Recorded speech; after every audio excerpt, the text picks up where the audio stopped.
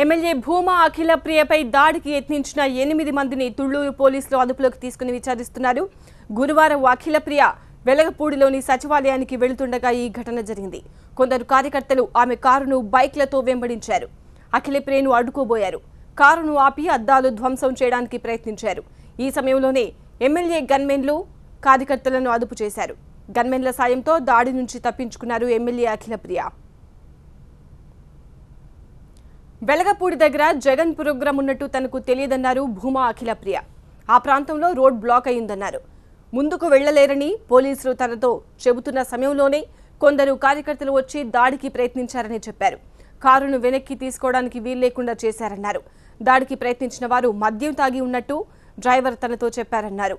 పోలీసుల సాయంతో అక్కడి నుంచి బయటపడ్డామన్నారు అఖిల ప్రియ. ఇది ఖచ్చితంగా వైసీపీ కార్యకర్తల పని అని ఆరోపించారు భూమా అఖిల ప్రియ. కావాలనే ఈ దాడి చేశారన్నారామె. అయితే దాడితో తమకు సంబంధం లేదని వైసీపీ నేతలు అంటున్నారు. అసలు అఖిల ప్రియపై దాడే జరగలేదంటున్నారు.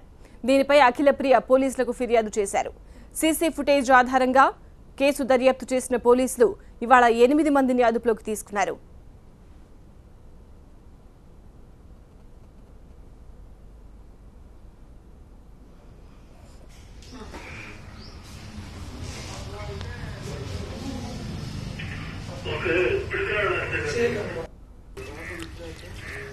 Really?